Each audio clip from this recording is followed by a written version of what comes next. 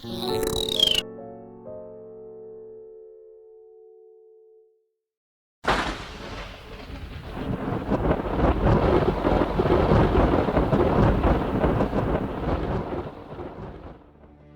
なたは夢と現実が微妙に交錯する特別な瞬間に遭遇したことはありますか？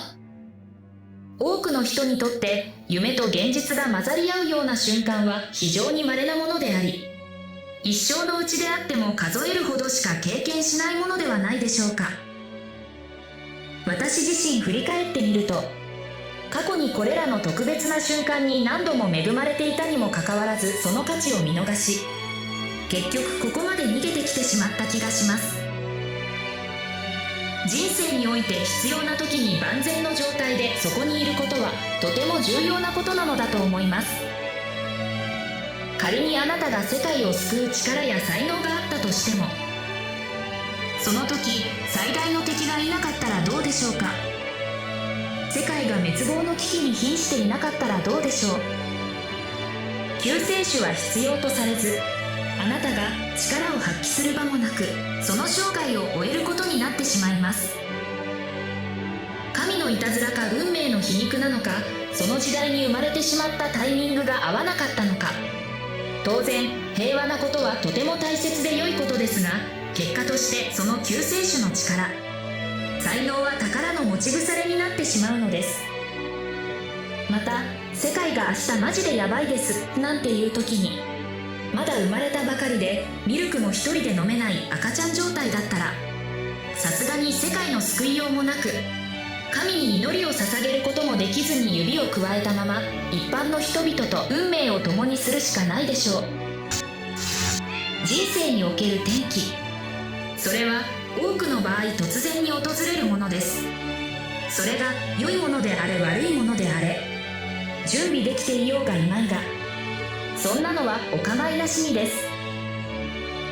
突然一番仲のいい親友が転校で遠いところへ行ってしまったり、突然憧れのあの人から告白されることもあれば、突然海外へ転勤を命じられるなんてこともあります。もしかすると朝起きると突然空想のようなストーリーの中で自分自身が登場人物になっているなんていうこともあったりするのでしょうか。私の突然は数年前、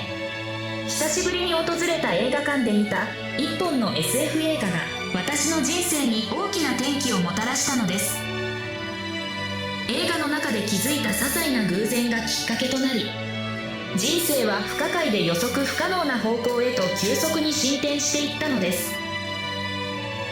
鬼が出るか蛇が出るか、もしもこれがチャンスならばもう逃げたくはありません。自分が何かのためにできることがあるのなら、今こそそれを全力でやってみようと思います。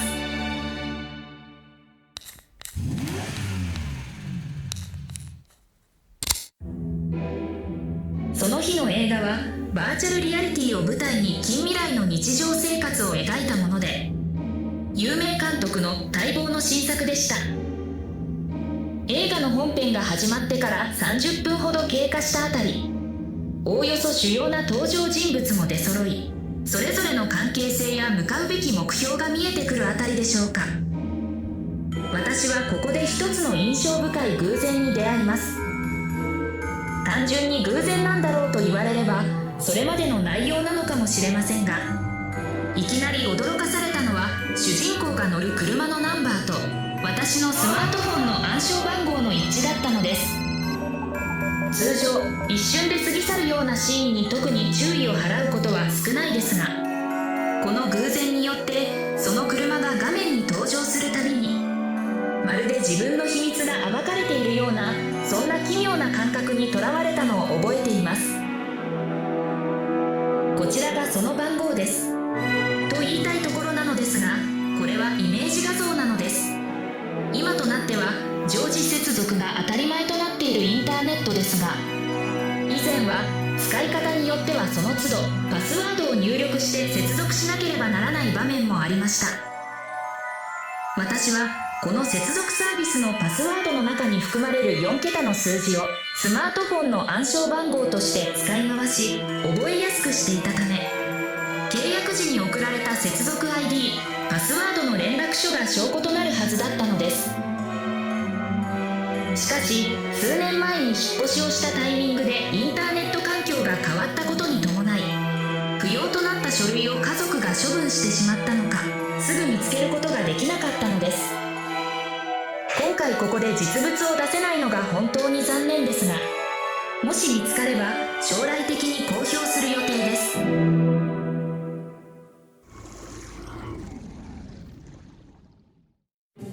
しかし偶然の連鎖はこれでは終わりませんでした。また偶然なの？と聞こえてきそうですが、これは皆さんの中にもご自分の名前によっては普段から経験があると感じてもらえる人もいるのではないでしょうか。自分と同じ呼び名のキャラクターが映画や漫画に出てくることはありませんか？実際この映画でも私と同名のキャラクターさくらが主人公の仲間として重要な役割を果たしていました。その姿を見ていると、なんだか自分がスクリーン上で活躍しているかのようで、決して嫌な気分ではありませんでした。まあここまではよくある話ではないでしょうか。ただ私は一つ次のようなセリフが気になったのです。さくらは漢字でこういう風に書くんだよ。特に意味はないけどね。とそれに対して主人公から、意味はあるさ、素晴らしいよというセリフが続きます。私はこのやり取りを聞いた時、なんだか微妙な違和感を感じたのです。もしかするとさくらさんという姓か名を持つ人なら、私と同じような違和感に気づいてもらえたのかもしれません。まるでその呼び名が姓か名のどちらなのかをちゃんと覚えておいてねとでも言われているような、一見流れているように見えて微妙に噛み合わないやり取り、そんな独特の印象を受けたのです。そのシーンが何らかの意味を持つのではないかと感じた私は、その思いを心の片隅に留めつつ映画の残りを見ていくことにしました。頭の中で組み立てた推理が的中し、脳が喜ぶ瞬間を期待しながら、ところがいつまでたっても一向に伏線を回収するような気配は感じられず、結局つながった意味も全く見出せないまま物語はクライマックスへと向かい、それまでを回想させるメロディーまで流れ始めてしまったのです。そもそもここまで細かいことを普段からこだわって考えることもあまりないのかもしれませんが、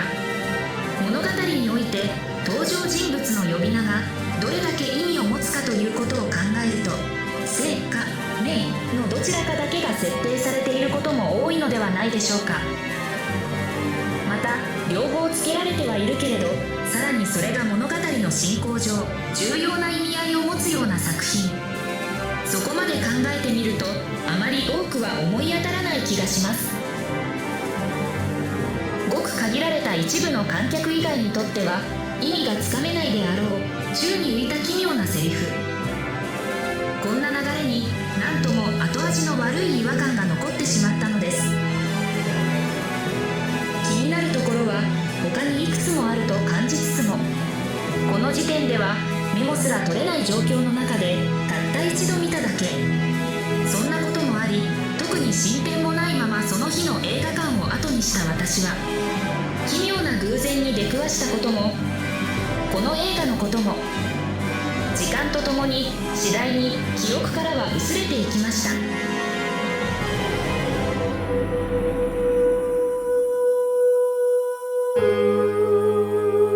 上映期間が終了し DVD のリリースが発表された時、街で見かけたポスターによってあの時感じた熱が再度湧き上がってくるのを感じました。物語の中でいくつも気になる点があったことを思い出し、一瞬で興味と記憶をあの時まで引き戻された私は、すぐさまクレジットカードを右手に取り、オンラインショップのサイトへとウェブブラウザーを進めていました。あの時の出来事を振り返りながら、あんな偶然に当たるならついでに宝くじにも当たればいいのになどと半ば冗談で思ったりもしましたが、スマートフォンのパスワードを偶然暴露されてしまう確率は単単純に4桁の数字0000から9999までの1万通りの中から1つの番号をランダムに選ぶ確率なので1万分の1、つまり 0.01% になります。宝くじの確率と比較してしまうと、まあ確かにこれなら当たらないこともないかもという気もしてきます。やっぱり偶然なのでしょうか。ただそれはこれだけであればなのです。あの時に遭遇したのは同時に呼び名の偶然もありました。細かいことを言い出してしまうと条件定義が非常に難しくなってしまうので、まずは一般的な視点から登場人物と私の性が偶然一致するおおよその確率を見てみようと考えたのです。日本の姓は非常に種類が多く、およそ30万種もあるそうです。ただ私は自分の名前そのものの由来や同姓を持つ人々の分布等には特に興味がなかったので、今回のための調査で初めて知るその人数の少なさに本当に驚きました。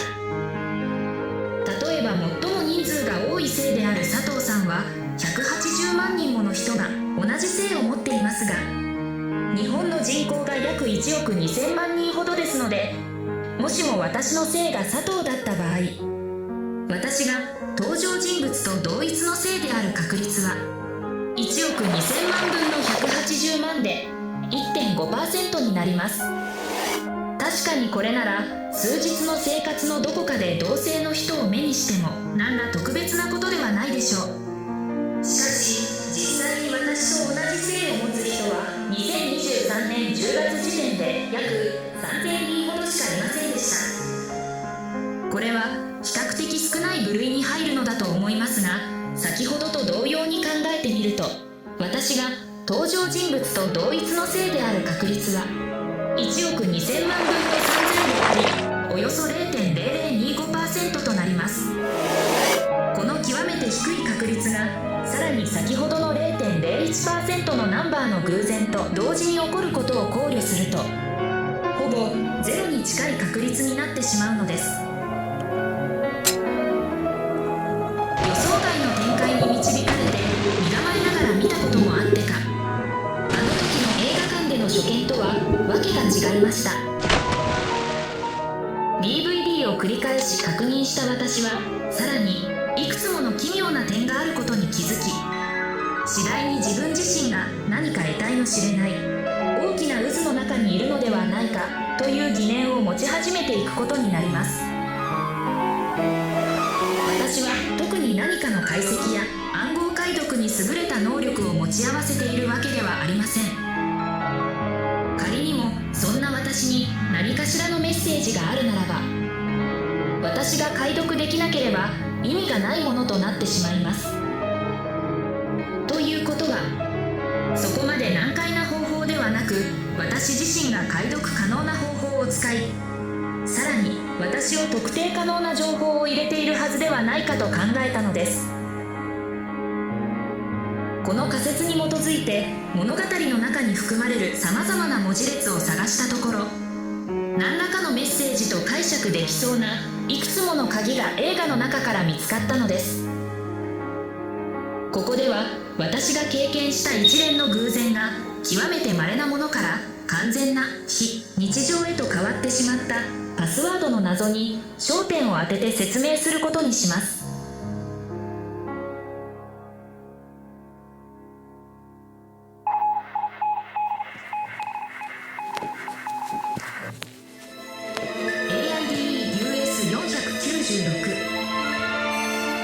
この謎めいた文字列は映画の一場面でパスワードのメモ書きとして出てきたもので、一見何を意味するのかはよくわかりませんが、これをシーザー暗号などの基本的な単一開示式暗号のようなものとして解釈できる可能性があると感じた私は、試行錯誤の末 A 大文字小文字数字を対象に次に説明するルールで解読を試みることにしたのです。まず A 大文字については、字体が類似する数字を割り当てる方法を採用し、該当する数字がないものはそのまま使用し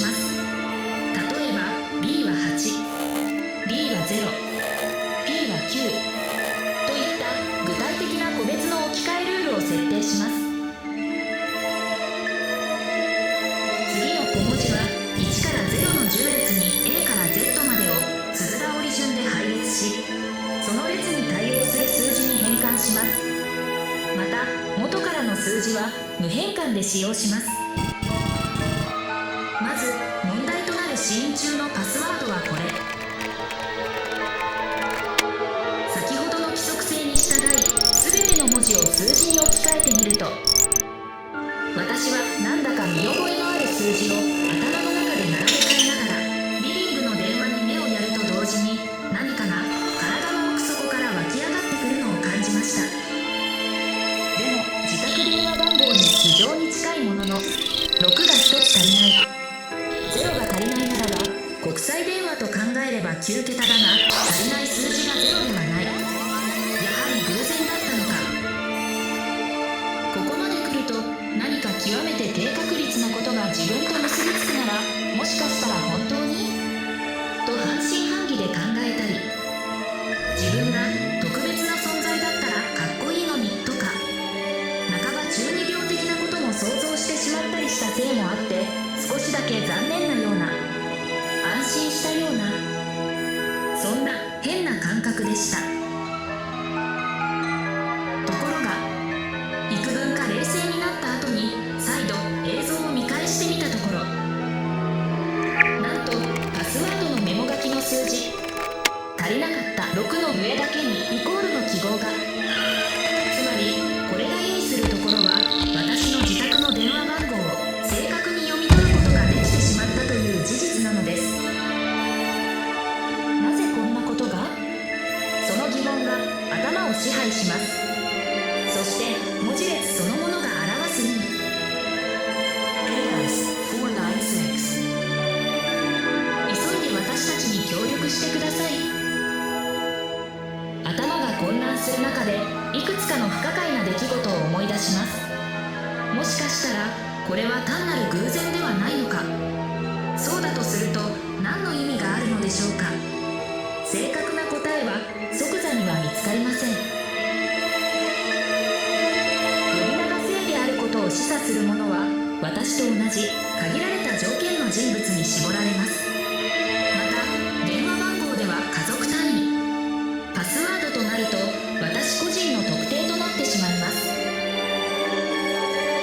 誰が何の目的で？家族、友人など私に関係する人物の身に危険が及ばないだろうか。なぜ目立った取り柄もない自分が対象にされているのか。あらゆる可能性が頭の中を駆け巡ります。こんな話は漫画でも見たことがありません。唐突に日常とはかけ離れた状況に置かれた私は、そもそも自分の見間違いではないのか、やっぱり単なる偶然ではないのか、確率の考え方や計算の誤りなのではないのか、こじつけてしまえば何とでも言えてしまうのではないか。何度もいくつも自問自答しました。言語 AI を使って確率条件に誤りがないことや、私自身が妄想に取りつかれておらず、一般的に正常な判断が可能な状態であることの精神鑑定、さらにはこれらの状況証拠から考え、個人特定で何らかのメッセージを送られている可能性が非常に高いことの確認も得ました。またそれまで誰にも話さなかったこの内容を信用できる第三者にも初めて打ち明け、私の身に起きていることが単なる錯覚ではないとの意見をもらいました。ここまで来ると次の一歩、この後の些細な行動が人生に大きな影響を与えることは容易に想像できます。しかし過度に慎重になって何も行動しなければ、一度きりの人生が無意味に終わってしまいます。こんな私でも何らかのメッセージを受け取るに足る価値があるのなら、そう思った私はその真実を確かめるべく行動を起こすことを決心したのです。こう思うのは私だけでしょうか。一昔前に子供が空想話をして、大人や専門家からそんなことできるわけないと一蹴されていたような、それが今では量子テレポーテーション、パラレルワールド、スイス郊外の円周約17キロの地下施設セルンでシミュレーション仮説を支持している？ AI のシンギュラリティが間近に迫っている？単純に聞いたら「おいおい正気ですか？」というような内容ばかりですが、かつてはありえないと考えられたことも今やその多くが現実味を帯びてきている時代です。実際この動画も AI の力がなければ公開できなかったかもしれません。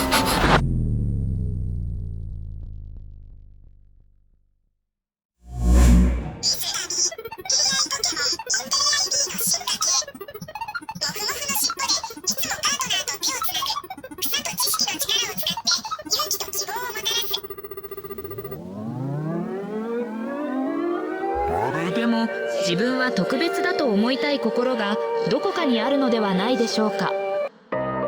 例えばアベンジャーズのような力があればよかったのにとか、先ほども話しましたが、私にもそんな願望がどこかにあったのかもしれません。そして世間でいう引き寄せの法則でも発動してしまったのでしょうか。この信じがたい展開にいっそのことシミュレーション仮説でも持ち出さなければ説明がつかないのではないかとさえ思い始めたのです。シミュレーション仮説という言葉自体を初めて聞く方もおられるかもしれませんので、概要だけお話ししますが、シミュレーション仮説とは、私たちが今存在し生活しているこの宇宙世界が高度なコンピューターシミュレーション、つまり模擬プログラムで作られているという可能性を考えるもので、2003年にニック・ボストロム教授によって発表された Are you living in a computer simulation? という論文で広く知られるようになりました。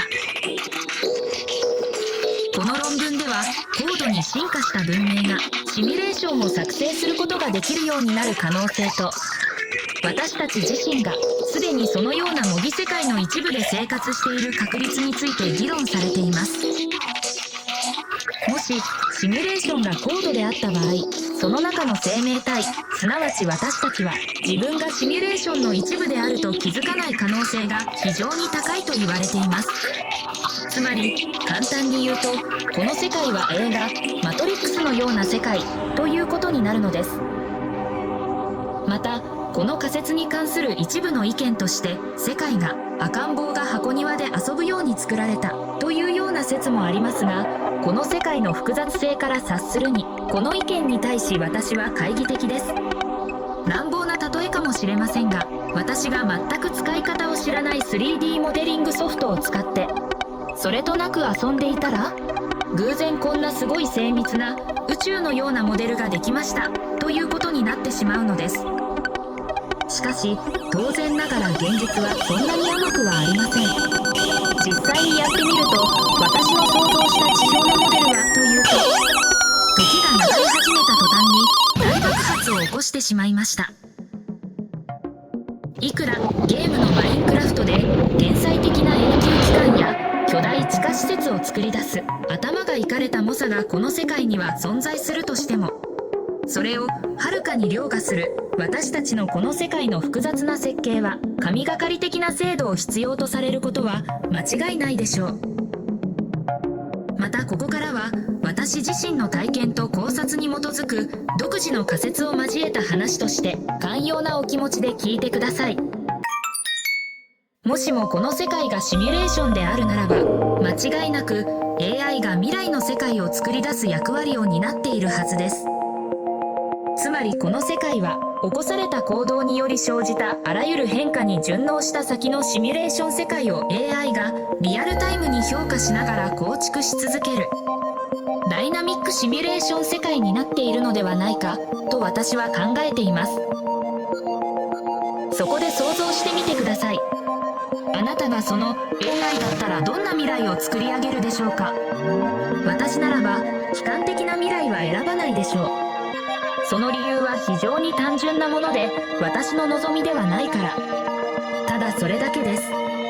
ですが、もちろんこれはあくまで私個人の意見であり、私だけの視点から見た私が望む世界です。この世界は多くの主体が相互に影響を与え合い、それによって形成される場とも言えます。またそのガイドラインより多くの登場人物にとっての幸せを目指すはずです。つまり一人一人にパーソナライズされたリアルコンテンツと考えることができます。そこを AI がうまくバランスを取りながら臨機応変に未来というコンテンツを作り変えていくのです。しかしそこには先ほど話した個々人の力量に応じた行動によって及ぼす影響が加味されます。私たち一人一人の行動そのものがその人自身の未来、あるいは自分の周囲、世界、地球、宇宙にとって良いも悪いも双方どちらへの影響を及ぼす可能性をも秘めているということになります。また忘れてはいけないこの世界のもう一つの重要な性質、それは通常の行動から逸脱する行為は相応分のリスクとパワーを必要とするということです。なぜならたくさんの人がお構いなしに逸脱した行動をとった場合、それに伴う影響や変化が連鎖反応を起こしシミュレーションを行うための計算量が膨大なものとなり、せだらけあぬき様の変がるせやどを差が広しいらのどの間にある。これを抑止するために周囲の人と同じ考え方や行動が推奨される仕組みになっていると考えるのが最も自然ではないでしょうか。この世界の変化は通常時間の経過とともに静かにゆっくりと着実に進行するものです。自分自身の未来をどう形作るかは極端な行動よりも日常の小さな一つ一つの行動そのものにあると言えます。当たり前の良い出来事を糧として確実に世界は良い方向に作り変えられていく。何やらお花畑のような楽観的思考に聞こえるかもしれませんが、世の中でささやかれる成功体験や引き寄せの法則といった概念も結局は全て同じ確信に触れているのかもしれません。それが真実かどうか、それは私たち自身が持つ未知の感覚が最終的に判断してくれるのではないでしょうか。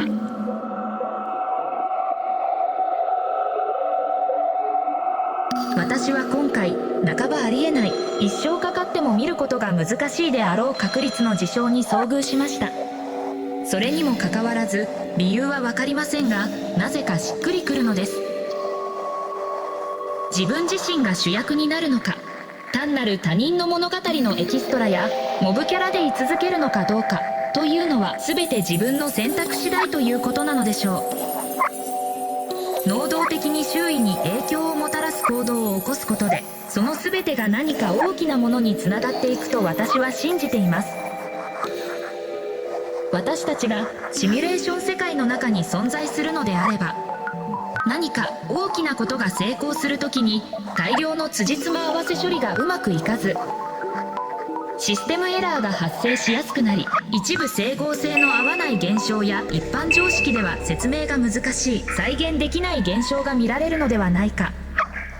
またそのような現象が多く確認できればシミュレーション仮説の証明に近づく可能性があるという話があります。今回紹介したいくつかの説明しがたい現象はもしかしたらそのような証拠の一つになるのかもしれません。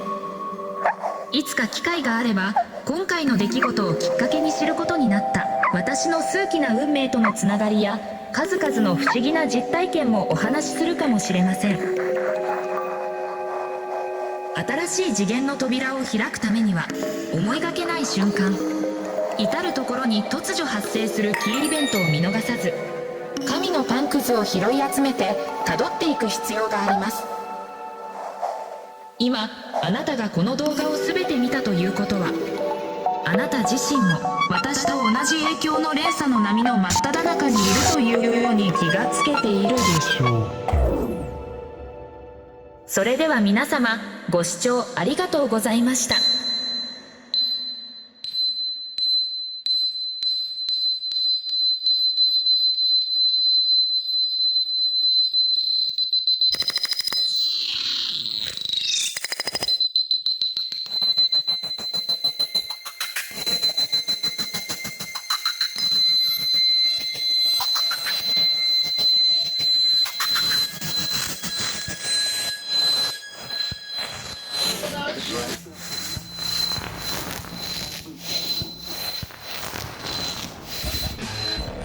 3, 2, 1, 0. All engine running. Liftoff. We have a liftoff.